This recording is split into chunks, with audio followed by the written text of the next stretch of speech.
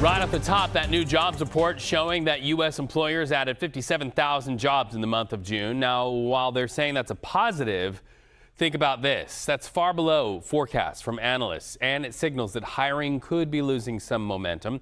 However, National Economic Council Director Kevin Hassett strikes a more optimistic tone. Here's what he had to say. You know, I think that if you smooth through the ups and downs over the last 3 or 4 months, we're on a really steep upward trajectory. And I think the main story of the White House has been that all of these new factories, the groundbreakings that the president's been talking about, the $19 trillion is flowing into the economy, is going to create a construction boom followed by an employment boom. And the construction boom is very visible in the data as well. All right, so let's bring in CBS News business contributor Javier David. Okay, so what do you make of the numbers? Yeah, look, I hate to be a wet blanket right before the Independence holiday, but this wasn't really a great number. 57,000 new jobs on an unemployment rate of 4.2% isn't a catastrophe, but it's not terribly encouraging either. So in terms of jobs growth, we kind of treaded water in June. We had this hot streak from earlier in the year of new positions that got created, but unfortunately, those got downwardly revised by a total of 74,000. So also about that kind of World Cup hospitality boost that we were expecting, well, unfortunately, it didn't last. The sector actually lost about 61,000 jobs last month alone. So, and the seasonal employment effect is looking a little bit softer than usual. So as that Kevin Hassett clip you just played shows, average monthly jobs creation is pacing far better than it was last year. So that's the good news. But it's still really a tough jobs market for job seekers in any field other than, say, healthcare or social assistance, because those are really the chunk of new jobs, and over half of them are coming from that sector. A lot of kids left college and high school applying for jobs, and we're starting to see that unemployment rate tick down slightly. What do you read there?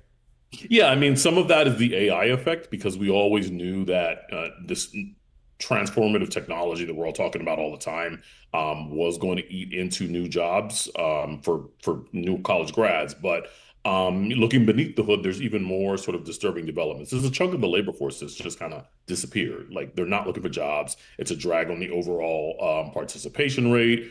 700,000 people on the order have exited the market, and more than 500,000 are just not employed at all. So that has dragged on the employment to population and the labor force participation rate numbers, which are at the lowest they've been in about 5 years. So that's not good. You have a combination of people that are looking for jobs that can't find them, and you've got these new grads that are coming into the market that are trying to find something. It's just creating a lot of noise and distortion.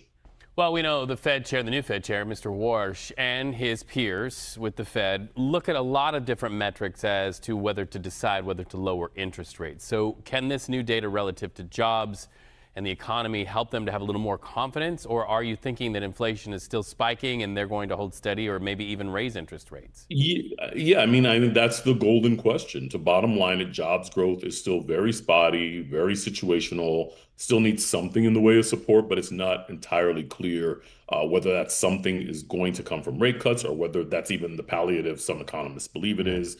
The new Fed chair has suggested that inflation is showing signs of cooling. But even when you discount some of the temporary factors like the Iran war energy spike, there's still stickiness in prices. And the Fed recognizes that there's a softness in the labor market they really want to address and they're inclined to address. But they're also painfully aware that cutting rates is a risk to fanning the flames of inflation all over again. And it's why they're going to sort of remain on hold for the immediate future. They're looking for a reason to cut, but the data isn't necessarily transmitting clear signs for them to do that right now. All right, Javier David, thank you so much for the conversation. Always great to see you. You have a good day.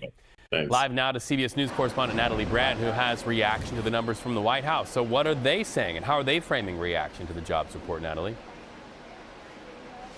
Hi, Reed. Well, as expected, White House officials are touting this as a report that shows that the labor market remains solid and is on an upward trend. And they also point to new manufacturing facilities opening up, also goods like steel, aluminum, and metals, and factories, facilities that will still come online soon around the country. White House economic advisor Kevin Hassett, you heard a clip from him earlier. He's arguing, that all of this plus construction will create a boom. And here's his message for people still looking for jobs who may have dropped out of the workforce search process. Here's what he had to say.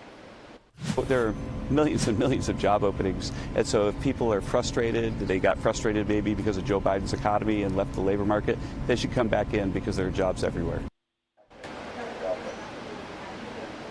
So despite this optimism, as you noted, Reed, these numbers were below what was forecast or expected. And so that does show that there is some uncertainty that, continues to impact the labor market and the job search process.